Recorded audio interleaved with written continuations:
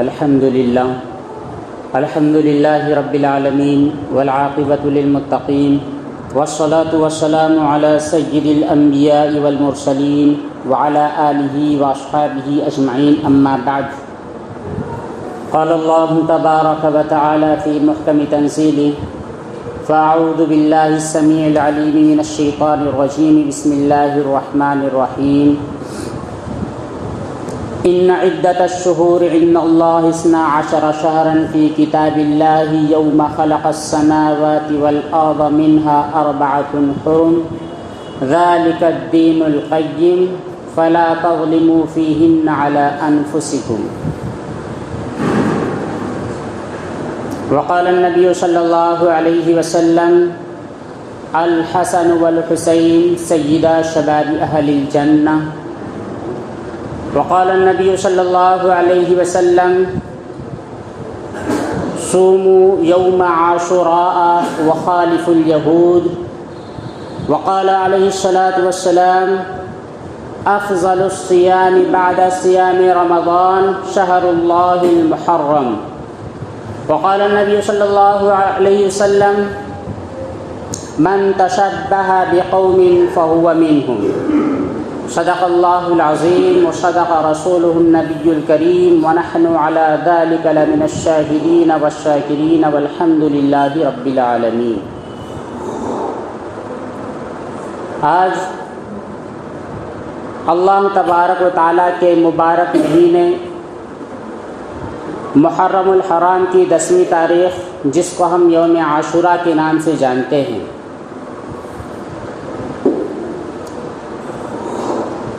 یہ یوم عاشوراء ہے کیا چیز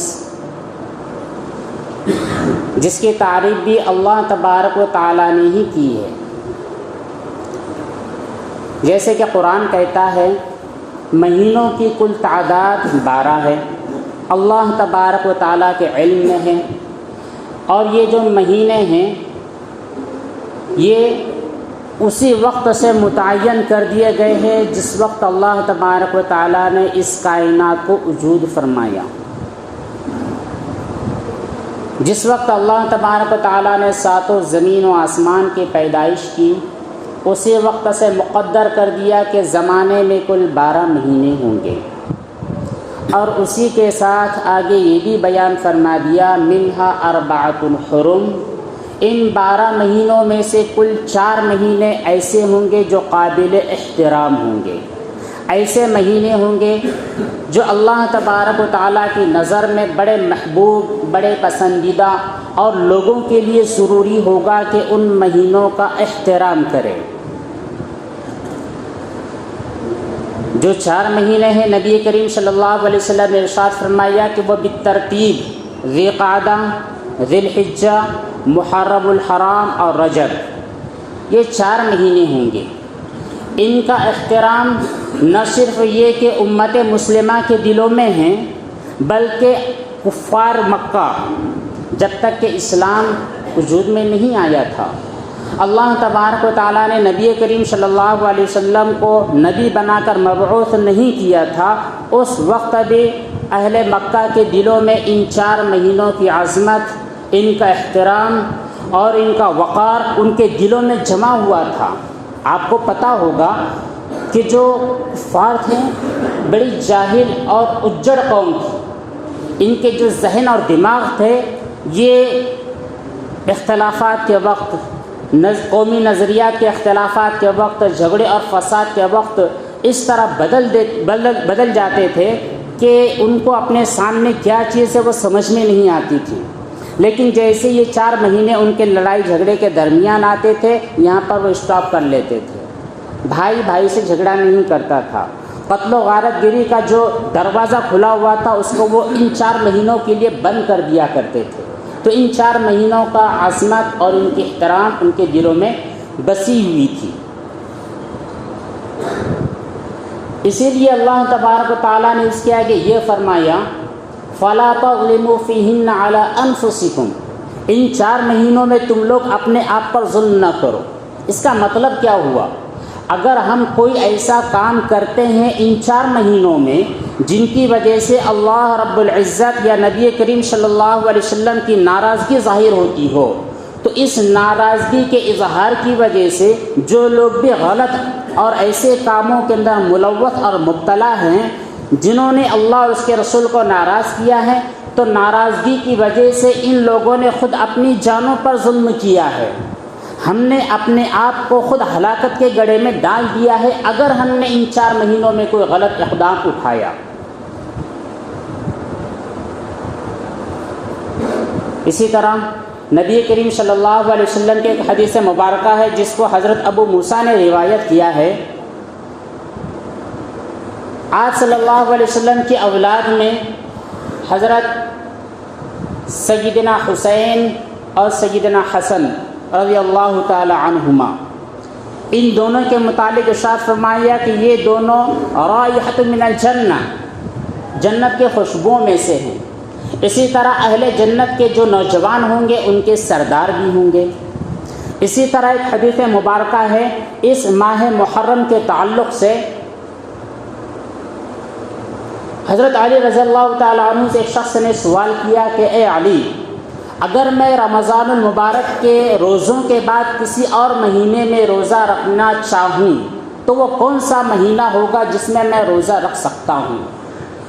تو حضرت علی رضی اللہ تعالیٰ نے ارشاد فرمایا کہ بالکل یہی سوال اللہ کے نبی صلی اللہ علیہ وسلم سے صاحب نے کیا، میں بھی وہاں پر موجود تھا۔ تو پیارے آقا صلی اللہ علیہ وسلم نے ارشاد فرمایا کہ اگر تم رمضان المبارک کے مکمل مہینے کے بعد، چونکہ رمضان کے کل 30 روزے ہوتے ہیں جو کہ امت مسلمہ پر فرض ہے، ان کے علاوہ نفلی طور پر ثواب کے حصول کے لیے، اللہ تعالیٰ کو راضی کرنے کے لیے، کیونکہ پتہ ہونا چاہیے کہ جو روزہ ہے اس کے متعلق اللہ تبارک و تعالیٰ نے ارشاد فرمایا کہ الصوم لی، جو بھی بندہ روزہ رکھتا ہے وہ روزہ دنیا کو دکھانے کے لیے نہیں رکھتا، بھلے ہی وہ حج کرے، بھلے ہی وہ لوگوں کا تعاون کرے، بھلے ہی وہ غریبوں فقراء مساکین ان کی ہیلپ کرے، اس کے اندر اخلاص ہٹ سکتا ہے۔ لوگوں کے دکھاوے کی جو غلط نظریہ ہے وہ ہمارے دلوں میں آ سکتا ہے، لیکن جہاں تک روزے کا تعلق ہے یہ ہمارا اور اللہ کا معاملہ ہوتا ہے، یہاں پر دکھاوے والا کوئی معاملہ نہیں ہوتا۔ صرف اللہ تعالیٰ کے خوف کی وجہ سے بندہ اپنی خواہشات نفسانیہ سے رک جاتا ہے، کھانے پینے سے رک جاتا ہے۔ تو اتنا مبارک کام روزہ ہوا کرتا ہے، تو ظاہر بات ہے اس کا ثواب اور بدلہ خود اللہ تبارک و تعالیٰ اپنے ہاتھوں سے عطا فرماتے ہیں، تو اس کو حاصل کرنے کے لیے ہر بندہ تگودو اور محنت و مشقت کرتا ہے۔ تو رمضان کے پورا مکمل مہینہ روزہ رکھنے کے باوجود مسلمانوں کا، ایمان والوں کا دل نہیں بھرتا ہے، ان کی جو ثواب کمانے کی حرص ہے وہ کم نہیں ہوتی ہے۔ ہر مسلمان چاہتا ہے کہ بار بار مجھ کو ایسے مواقع ملے، اللہ کو راضی کرنے کے، اللہ کے ہاتھ سے انعامات وصول کرنے کے موقع ملے، اس لیے لوگ رمضان کے علاوہ اور بھی بہت سارے روزے رکھتے ہیں جن کو نبی کریم صلی اللہ علیہ وسلم نے موقع بموقع سنت قرار دیا ہے۔ انہی روزوں میں سے محرم الحرام کے روزے بھی ہیں۔ تو حضرت علی نے فرمایا کہ نبی کریم صلی اللہ علیہ وسلم نے ارشاد فرمایا اگر تم رمضان کے بعد ثواب کے اعتبار سے پوچھنا چاہتے ہو کہ کس مہینے میں روزے رکھنے کا سب سے زیادہ ثواب ہے تو وہ اللہ تعالیٰ کے مہینے کے روزے ہیں۔ اللہ کے نبی نے فرمایا کہ محرم کس کا مہینہ ہے؟ شہر اللہ المحرم، یہ محرم اللہ تعالیٰ کا مہینہ ہے۔ تو اس مبارک مہینے میں روزے رکھنے کا بہت زیادہ ثواب ہے۔ اس کے علاوہ ایک بات آپ کو یہ بتلاتے چلیں کہ محرم الحرام کا جو مکمل مہینہ ہے، یکم محرم سے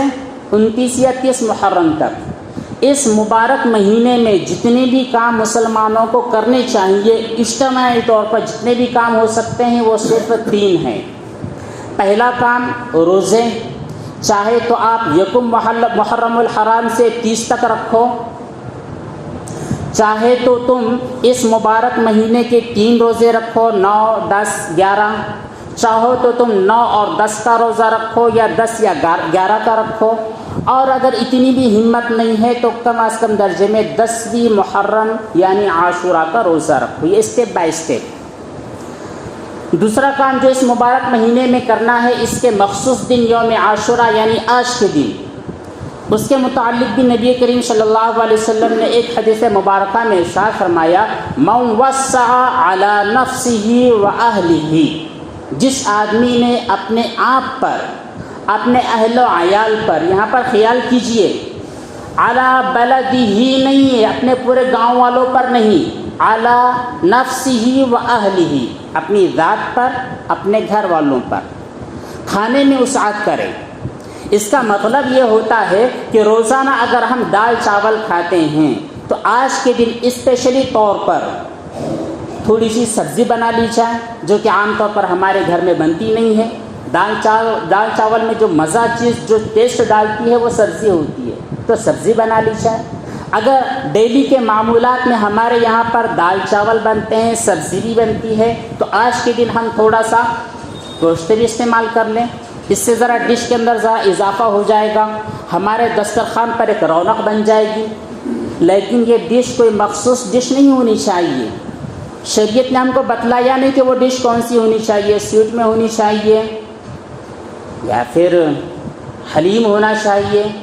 کوئی بھی ڈش متعین نہیں ہے۔ جو بھی ہم معمولات یومیہ، ہماری جو زندگی ہے، جتنی ہماری انکم ہے، ہماری انکم ڈیلی کے حساب سے 300 روپیہ ہے، 300 روپئے میں جو روزانہ ہم اپنے گھروں پر بناتے ہیں، اس کے اعتبار سے 350 روپئے کے حساب سے آج کے دن بنا لیا جائے، اس میں کوئی مخصوص ڈش نہیں ہوتی ہے۔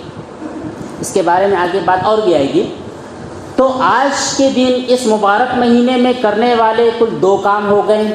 پہلا کام تو اس مبارک مہینے، مکمل مہینے آپ روزے رکھیے، بڑی ہمت والا کام ہے اور بہت زیادہ ثواب بھی۔ ایک حدیث مبارکہ اور ہے جس میں یہ روایت ہے کہ اگر کوئی بندہ اس مبارک مہینے کے 1 دن کا روزہ رکھتا ہے تو 1 روزے کا ثواب 30 دن کے برابر ملتا ہے۔ تو اگر مکمل 30 روزے اگر رکھ لیے جائیں تو بہت سال بھر کے روزے ہو جاتے ہیں۔ تیسرا جو کام ہمیں اس مبارک مہینے میں کرنا ہے، نبی کریم صلی اللہ علیہ وسلم نے ارشاد فرمایا، صوموا یوم عاشوراء، یاد رکھو عاشوراء کا روزہ تو رکھو، لیکن ساتھ ساتھ میں یہودیوں کے مخالفت کرو۔ آگے اور ایک دوسری حدیث مبارکہ ہے، من تشبہ بقوم فہو منہم، جس آدمی نے اپنے غیروں کی اقتداء کی، ان کی مشابہت اختیار کی، جنہوں نے اپنے حلیے کو، اپنے عبادتوں کو، اپنے فرائض واجبات سنت اور نوافل کو دوسروں کی دیکھا دیکھی ان کے طریقوں پر انجام دیا، تو اس کا انجام ہوگا فَهُوَ مِنْهُمْ، وہ آدمی بھی انہی میں سے ہوگا۔ دیکھیے عاشوراء کا جو روزہ ہوتا ہے، یہ ثواب کا کام ہے کہ گناہ کا کام ہے؟ آپ ہی بتلائیے، اگر آج ہم نے روزہ رکھا، یہ ثواب ہے یا گناہ ہے؟ واقعتاً ثواب ہے۔ اور ہم سے پہلے جو یہودی تھے، آج کی یہودی پتہ نہیں روزہ رکھتے یا نہیں، اور غالب گمان تو یہ روزے کا ان کے نزدیک آج تصور بھی نہیں ہے۔ لیکن جس وقت نبی کریم صلی اللہ علیہ وسلم مکہ المکرمہ سے ہجرت فرما کر مدینہ تشریف لے گئے ہیں، ابھی تک رمضان کے روزے فرض نہیں تھے۔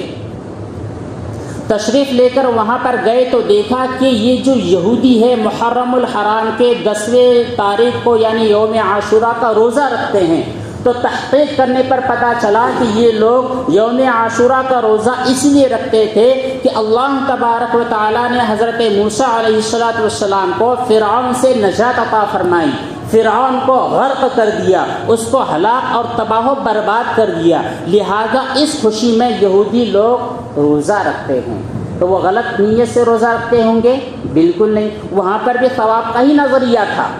یہودی اس وقت جو روزہ رکھتے تھے تو ثواب تھا ان کے لیے، ثواب کے اعتبار سے ہی روزہ رکھتے تھے۔ لیکن نبی نے ارشاد فرمایا خالف الیہود، تم روزہ رکھو لیکن یہودیوں کے مخالفت کرو۔ آپ نے اپنی حیات طیبہ میں 2 روزے نہیں رکھے، یہ بھی یاد رکھے۔ جس وقت نبی کریم صلی اللہ علیہ وسلم مدینہ تشریف لے گئے ہیں اور آپ کا جس وقت تک مکہ المکرمہ میں تھے، اس وقت بھی آپ کا یہی معمول تھا کہ ایک ہی روزہ رکھتے تھے، صرف 10ویں تاریخ کا۔ لیکن وہاں جانے کے بعد جب یہودیوں کی عبادت کے متعلق اندازہ ہوا تو آپ نے ارشاد فرمایا اگر میں حیات رہوں، اگر اللہ تبارک و تعالیٰ مجھ کو زندگی دے تو انشاءاللہ اگلے سال کا جو روزہ رکھوں گا اس میں ایک کو ایڈ کروں گا، چاہے 9واں ہوگا یا پھر 11واں ہوں گا، ایڈ کروں گا، لیکن اللہ تبارک و تعالیٰ کی جانب سے نبی کریم صلی اللہ علیہ وسلم کی حیات طیبہ آئندہ سال کے لیے نہیں تھی، آپ وفات پا گئے اور آپ نے روزہ نہیں رکھا،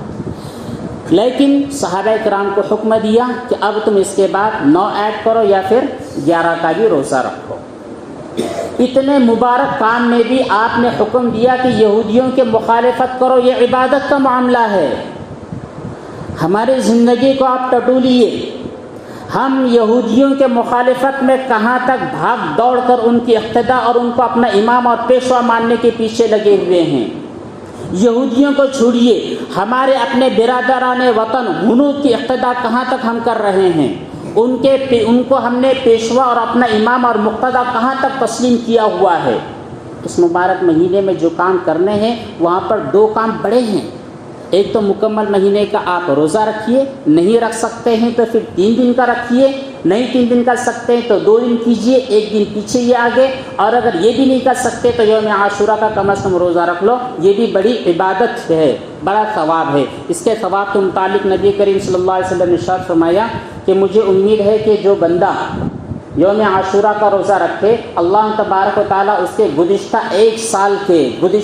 سال کے صغیرہ گناہ معاف کر دیں گے۔ دوستوں، آج ہم صبح سے لے کر شام تک کتنے گناہ کر ڈالتے ہیں، ہمیں اندازہ نہیں ہوتا ہے۔ اگر ہم باقاعدہ اپنے آپ کا محاسبہ کریں سونے کے وقت میں تو ہمیں گناہوں کا ایک انبار اور ایک ڈھیر نظر آئے گا۔ ہم نے کسی کا دل توڑ دیا ہے، ماں باپ کی نافرمانی کر دی ہے، اپنے اولاد کے حقوق کے بارے میں ہم نے کوتاہی کی ہے، ہم نے اپنے بہنوں کے حقوق مارے ہیں، اپنے برادران وطن کے حقوق مارے ہیں، راستے کو ہم نے بلاک کیا ہے، اپنے کچرے وغیرہ کو روڈ پر پھینک دیا ہے، دوستوں کو تکلیف پہنچائی ہے، دشمنوں کو اپنی جانب اٹریکٹ کرنے سے، اسلام کی طرف متوجہ ہونے سے روک دیا ہے۔ بہت سارے گناہ کے کام ہم کرتے ہیں،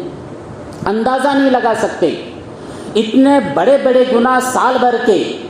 جو کہ صغیرہ گناہ ہوتے ہیں، اللہ تبارک و تعالیٰ اس ایک دن کے روزے کی برکت کی وجہ سے معاف فرما دیتے ہیں۔ دوسرا کام، اہل و عیال پر اگر ہم خرچ کرتے ہیں تو اس کا ثواب یہ ہوتا ہے کہ یوسع علیہ سنتن، اللہ تبارک و تعالیٰ اس خرچ کرنے والے پر خرچ، دیکھیے پہلے اس کے بارے میں تشریح ہو چکی ہے کہ خرچ کے لیے ہمیں اسپیشل ڈش کا حکم نہیں دیا گیا، بلکہ وہ ڈش جو روزانہ ہم بناتے ہیں اس میں تھوڑا سا بڑھا لیا کریں۔ اگر وہ کر لیں گے تو اللہ تبارک و تعالیٰ کی جانب سے امید ہے کہ انشاءاللہ آئندہ جتنا سال ہوگا ہماری کمائی کے اندر، ہمارے دسترخوان میں خوب برکت ہوگی۔ یہ کوئی حکم وجوبی نہیں ہے، ایسا آپ ہرگز نہ سمجھیں کہ اگر خدا نخواستہ آج ہم نے اپنے دسترخوان کو وسیع نہیں کیا تو ہم نے بڑا حرام اور گناہ والا کام کر لیا، یہ بھی غلط ہے۔ اس طرح کا تصور بھی نہیں ہونا چاہیے۔ اگر ہم نے خرچ کیا تو ثواب ملنے کی امید ہے، لیکن اگر ہم نے خرچ نہیں کیا، اپنے دسترخوان کو وسیع نہیں کیا تو ہم بڑے مجرم ہو گئے، یہ بات نہیں ہے۔ الدین و یسر، دین آسانی کا نام ہے، اور اسی کے ساتھ الایمان بین الخوف والرجاء، ایمان خوف اور امید ان دونوں کے درمیان سے ہوتا ہوا گزرتا ہے۔ پرندہ ہوتا ہے، اس کے کل 2 پر ہوتے ہیں، اگر وہ اپنے ایک پر کو بند کر دے، ایک ہی پر سے پرواز کرے تو اس کی پرواز میں کوتاہی آ جاتی ہے، وہ دھڑام سے نیچے گر جائے گا، حادثے کا شکار ہو جائے گا۔ لہٰذا دین اسلام ہمیں جتنی بھی تعلیمات دیتا ہے اس کے اندر اعتدال ہوتا ہے، اعتدال کے ساتھ ہمیں ہر ایک کام کرنا ہے، تبھی ہماری نجات ہوگی اور ہمارا جو سفر آخرت ہے، ہم ہمیشہ سفر آخرت پر ہے، کیا جمعہ کی نماز ہو، کیا فجر کی نماز ہو، کیا ہمارے بازار ہو، کیا ہماری کینٹین ہو، کیا ہمارے سفر ہو، ہر چیز میں ہم سفر آخرت اختیار کیے ہوئے ہیں، کوئی مخصوص موقع ہمارے لیے نہیں ہے، ہمیشہ ہم سفر آخرت کے راہی ہے۔ تو ہم جو بھی کام کر رہے ہیں وہ بالکل اعتدال کے ساتھ کریں، انشاءاللہ ہماری نجات پکی ہوگی۔ اسی کے ساتھ جو تیسرا جو اہم کام کرنا ہے، خالف الیہود کا معاملہ۔ دیکھیے نبی کریم صلی اللہ علیہ وسلم نے اتنے عظیم کام کے اوپر بھی ہمیں روکا ہے، ٹوکا ہے کہ تم نیک کام کرو، لیکن نیکی کے کام میں بھی یہودیوں کے مخالفت کرو، ان کے موافقت مت کرو۔ اس کی وجہ سے اللہ تبارک و تعالیٰ بہت زیادہ ناراض ہوتے ہیں۔ نبی کریم صلی اللہ علیہ وسلم کی منشا یہ تھی کہ اگر 2 لوگ سامنے کھڑے ہوں تو انہیں اپنے چہریے سے، انہیں اپنے خلیے سے، انہیں اپنے بشرے سے، انہیں اپنے چلنے پھرنے کی وجہ سے پتہ چل جائے کہ یہ بندہ مومن ہے، یہ بندہ کافر ہے۔ یہ مسلمان کی شان ہونی چاہیے کہ جو کل تھی اور آج ختم ہو چکی ہے۔ ہم نے اپنے گلے میں دوسروں کے غلامی کا طوق ڈال لیا ہے.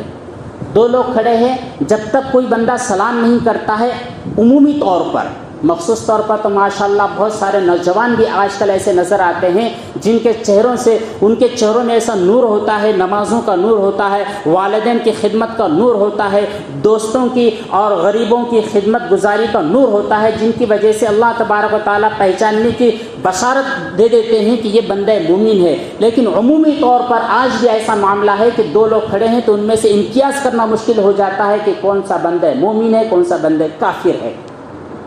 یہ ہم نے کہاں تک غیروں کی تقلید کی ہے. یہ تقلید بھی ہمیں اس مبارک مہینے میں ختم کرنے کی تعلیم دی گئی ہے. اسی لیے تو نبی نے فرمایا ہے من تشبہ بقوم فہو منہم. اگر ہم کسی کی تقلید کرتے ہیں چاہے کسی بھی اعتبار سے ہو، کسی کا اوڑھنا بچھونا ہو، کسی کا اسٹائل ہو، کسی کا زندگی گزارنے کا طریقہ ہو، بول چال کا نظام ہو، اسی طرح تعلیم کا نظام ہو، معاشرت کا نظام ہو، خریداری کے اعتبار سے، کہیں پر بھی اگر ہم غیروں کی نقالی کرتے ہیں تو وہاں پر ہمیں نبی کریم صلی اللہ علیہ وسلم کا خوف، آپ صلی اللہ علیہ وسلم کی ناراضگی کا خوف اپنے دل میں پیدا کرنا چاہیے. اس مبارک مہینے کے یہ 3 کام ہیں. اس کے علاوہ حضرت حسین رضی اللہ تعالیٰ عنہ، آپ کی شہادت کے تعلق سے آپ گزشتہ جمعہ میں سن چکے ہوں گے، مکمل تاریخ ہے، اور آپ اس غلط فہمی میں نہ رہیں کہ آپ جو عاشورہ کا روزہ رکھو گے حضرت حسین رضی اللہ تعالیٰ عنہ کی وفات کی وجہ سے، آپ کی شہادت کی وجہ سے رکھو گے. حضرت حسین کی شہادت ہوئی قرآن کریم کے نازل ہونے کے کئی سالوں بعد، جبکہ قرآن کریم پہلے نازل ہوا. نبی نے یوم عاشورہ کی فضیلت حضرت حسین رضی اللہ تعالیٰ عنہ کی شہادت سے کئی سالوں پہلے دی تھی. لہٰذا آج کا اگر ہم روزہ رکھتے ہیں تو حضرت حسین کے غم میں نہیں رکھتے ہیں، حضرت حسین کی شہادت کی یاد میں نہیں رکھتے ہیں. اگر ہم کسی پر صدقہ خیرات کرتے ہیں، جیسے کہ ہمارے بھائیوں کا نظریہ ہے کہ اگر ہم سبیلے لگا کر لوگوں کو پانی پلائیں گے تو وہ پانی حضرت حسین پئیں گے، یہ غلط نظریہ ہے. دیکھیے جو لوگ اس دنیا سے چلے جاتے ہیں ہمارا اور ان کا کانٹیکٹ ختم ہو جاتا ہے، صرف ثواب کی حد تک رہتا ہے. جو کام ہم کریں گے ثواب پہنچ سکتا ہے، لیکن میں پانی پیوں، میں غریب ہوں، آپ نے مجھ کو پانی پلا دیا، میرے پیٹ سے نکل کر ان کے منہ میں چلا گیا، یہ نان سینس چیز ہے. اس کا عقیدہ آپ ذہن میں نہ رکھیں. جو لوگ رکھتے ہیں لنا دینکم لکم دینکم ولی دین، تمہارے لیے تمہارا دین مبارک ہو، ہمارے لیے تو ہمارا دین ہی مبارک ہے. تو بہت ساری چیزیں ہیں. 2 چیزیں الحمدللہ ہم لوگ تو کرتے ہیں. اللہ تعالیٰ کی ذات سے قوی امید ہے کہ ہماری مائیں بہنیں بھی آج کے دن کثیر تعداد میں باروزہ ہوں گی، اور ہمارے بہت سارے بھائی بھی روزہ رکھتے ہیں. اللہ تبارک و تعالیٰ کی ذات سے ہم امید کرتے ہیں کہ انشاءاللہ وہ ثواب سے محروم نہیں ہوں گے. لیکن جو تیسرا کام ہے اس میں آج بھی ہم گرفتار ہیں، دوسروں کی نقالی کر رہے ہیں. اور آج کے دن ہی دیکھ لیجئے ہمارے یولا شہر کے اندر بھی بعض مخصوص جگہیں ایسی ہے جہاں پر اس طرح کے کام ہوتے ہیں. ہم کیا کرتے ہیں، ہمارا نوجوان اور ہمارے بچے اور ہماری لڑکیاں اور ہماری مائیں بہنیں وہاں پر جاتی ہیں ان کو دیکھنے کے لیے. جس طرح بنانا گناہ ہے نا، تو دیکھنے کے لیے جانا، وہاں پر بھیڑ کرنا یہ بھی گناہ والی چیز ہے. یہاں پر یہ من تشبہ بقوم آئے گا. آپ کو ایک حدیث مبارکہ یاد ہوگی، ایک مرتبہ نبی کریم صلی اللہ علیہ وسلم حضرت عبداللہ بن مسعود رضی اللہ ان کے ساتھ جا رہے تھے. ایک بستی پر گزر ہوا تو آپ نے وہاں پر اپنے سر پر ایک چادر ڈال لی اور اسپیڈ کے ساتھ نکل گئے. جب آگے چلے گئے تو عبداللہ بن مسعود نے پوچھا کہ اللہ کے نبی، ہم تو بالکل اطمینان کے ساتھ چل رہے تھے، فلاں بستی سے آپ اتنی تیزی کے ساتھ کیوں گزرے؟ تو آپ نے ارشاد فرمایا یہ بستی وہ ہے جہاں پر اللہ تعالیٰ کا عذاب آیا تھا، اس لیے میں ایسی مغضوب جگہ میں زیادہ دیر تک ٹھہرنا پسند نہیں کرتا. یہی ڈھول تماشے اور کیا کیا جانے سب تمام چیزیں، وہاں پر اللہ تعالیٰ کا غضب نازل ہوتا ہے، اللہ تعالیٰ کا غصہ نازل ہوتا ہے. اگر ہمارے نوجوان بچے صرف وقت بربادی کے لیے، صرف دیکھنے کے لیے، انجوائمنٹ کے لیے وہاں پر جاتے ہیں تو وہ رحمت والی جگہیں نہیں ہیں. اس لیے بازاروں میں جانے کا حکم یہ ہے کہ جب آپ بازار چلے جاؤ تو لا حول ولا قوت الا باللہ العلی العظیم پڑھ لو، اپنی نگاہوں کو نیچے رکھو، جتنا ہو سکے اتنا جلدی اپنی خریداری کر لو اور ریٹرن ہو جاؤ. کیونکہ وہ جگہ ایسی ہوتی ہے جہاں پر اللہ تعالیٰ کا غضب نازل ہوتا ہے. یہ جگہ پاکیزہ مقدس جگہیں ہیں. کربلا ہو رہا ہے، پتہ نہیں کیا کیا واقعات وہاں پر ہو رہے ہیں. یہاں پر نہ جائیں، وہاں پر بھیڑ نہ کریں، ان کو ویلیو نہ دیں، چھوڑ دیں ان کو. ہم نے بات پہنچانی تھی ان تک بات پہنچا دی، ان کو کہہ دیا کہ یہ غلط کام ہے، یہ شرکی عقائد، یہ شرکی اعمال ہے، غیروں کے معاملات ہے، یہ شیعوں کی طرف سے آئی ہے، تمہارے نزدیک ہے، وہ لوگ تو جہنم میں جلیں گے، تم کیوں جل رہے ہو؟ ان کو سمجھا دیا گیا ہے، حجت تمام کر دی گئی ہے۔ اس کے بعد میں مومنین کا کام یہ ہوتا ہے، بلکہ نبی کا بھی کام یہ تھا، وما علینا الا البلاغ، آپ کی ذمہ داری صرف اپنی بات کو، اللہ تعالیٰ کی بات کو ان تک پہنچانا ہے، ان کے ناک میں نکیل ڈال کر کھینچنا نہیں ہے، پہنچا دینا ہے۔ بات پہنچا دی گئی ہے، پھر بھی نہیں مانتے ہیں تو آپ ان کے مجلسوں کی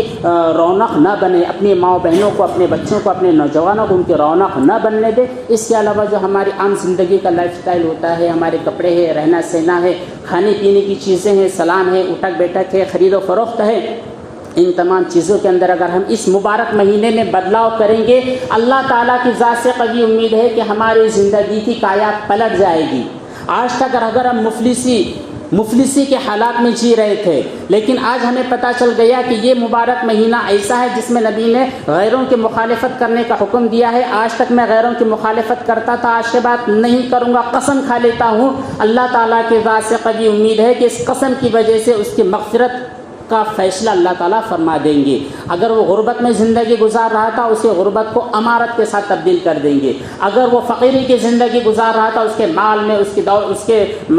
کے اسباب میں، اس کے اہل و عیال کے اندر، اس کے کھانے پینے کی چیزوں کے اندر خوب سے خوب تر برکت عطا فرمائیں گے۔ یہ 3 درس تھے اس مبارک مہینے کے۔ اللہ تعالیٰ کی ذات سے ہم دعا کرتے ہیں، آپ بھی دعا کرتے رہیں کہ ان 3 درس کے اوپر، ان تینوں اسباق پر ہمیں، ہماری اولاد کو، آنے والی نسلوں کو، جو کہ بہت ہمیں تاریک دور نظر آ رہا ہے، کل کا جو دور ہوگا بڑا تاریک دور ہے، ہم اپنے بچوں کو، خاص طور پر اپنی بچیوں کو نہیں سنبھال سکتے ہیں۔ اس تاریک دور کے اندر اللہ تعالیٰ ہماری دستگیری فرمائے، اللہ تبارک تعالیٰ ہماری اولادوں کی، ان کی دین کی، ان کی ایمان کی حفاظت فرمائے، اور اسی طرح جتنے بھی نیک کام ہو سکتے ہیں ان تمام نیک کاموں میں بڑھ چڑھ کر ہمت کے ساتھ آگے بڑھنے کی اور ان نیک کاموں کو کرنے کی توفیق اور ہدایت عطا فرمائے، اور جتنے بھی غلط کام ہیں ان تمام غلط کاموں سے ہماری پوری امت مسلمہ کی، اور جو لوگ بھی اسلام کے اوپر بدنما داغ لگے ہوئے ہیں ان تمام لوگوں کو ہدایت تام عطا فرمائے، ان تمام لوگوں کو سمجھ عطا فرمائے کہ لوگ دور سے دیکھ کر کے بھاگ رہے ہیں،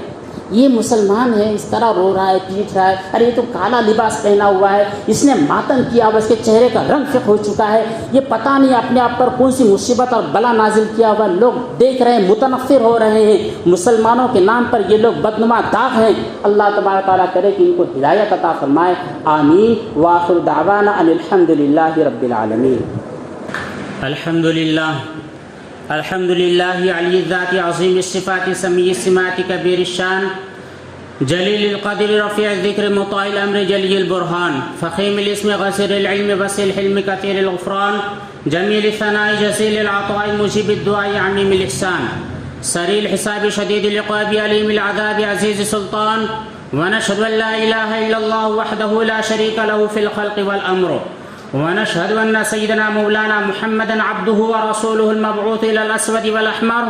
المنعوت بشرح الصدر ورفع الذكر صلى الله عليه وعلى آله وأصحابه الذين هم خلاصة العرب العرباء وخير الخلائق بعد الأنبياء. أما بعد فيا أيها الناس وحدوا الله فإن التوحيد رأس الطاعات واتقوا الله فإن التقوى ملاك الحسنات وعليكم بالسنة فإن السنة تهدي إلى الإطاعة ومن أطاع الله ورسوله فقد رشد واهتدى. وإياكم البدعة فإن البدعة تهدي إلى المعصية ومن يعص الله ورسوله فقد ضل وغوى. وعليكم بالصدق فإن الصدق ينجي والكذب يهلك. وعليكم بالإحسان فإن الله يحب المحسنين. ولا تقنطوا من رحمة الله فإنه أرحم الراحمين. ولا تحبوا الدنيا فتكونوا من الخاسرين. ألا وإن نفسا لن تموت حتى تستكمل رزقها فاتقوا الله وأجملوا في الطلب وتوكلوا عليه فإن الله يحب المتوكلين. وادعوه فإن ربكم مجيب الداعين واستغفروه يمددكم بأموال وبنين. أعوذ بالله من الشيطان الرجيم. وقال ربكم ادعوني أستجب لكم إن الذين يستكبرون عن عبادتي سيدخلون جهنم داخرين. بارك الله لنا ولكم في القرآن العظيم ونفعنا وإياكم بالآيات والذكر الحكيم. أستغفر الله لي ولكم ولسائر المسلمين فاستغفروه من كل ذنب إنه هو الغفور الرحيم.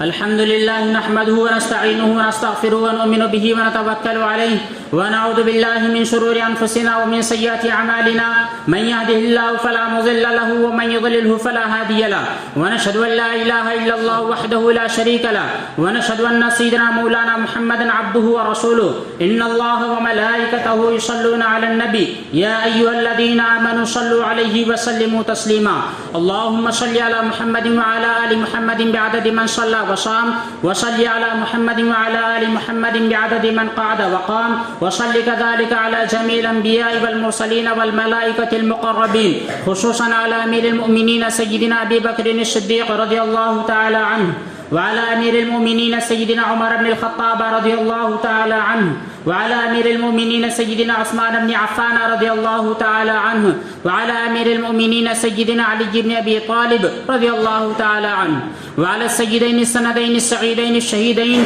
أبي محمد الحسن وأبي عبد الله الحسين رضي الله تعالى عنهما وعلى أمهما سيدة النساء فاطمة الزهراء رضي الله تعالى عنها وعلى عمه سيدنا حمزة والعباس رضي الله تعالى عنهما وعلى الستة الباقية من العشرة المبشرة وعلى سائر الصحابة والتابعين رضوان الله تعالى عليهم أجمعين اللهم اغفر للمؤمنين والمؤمنات والمسلمين والمسلمات الأحياء منهم والأموات برحمتك يا أرحم الراحمين أعوذ بالله من الشيطان الرجيم إن الله يأمر بالعدل والإحسان وإيتاء ذي القربى وينهى عن الفحشاء والمنكر والبغي يعظكم لعلكم تذكرون ولذكر الله تعالى أعلى وأولى وعز وجل وأهم وأتم وأعظم وأكبر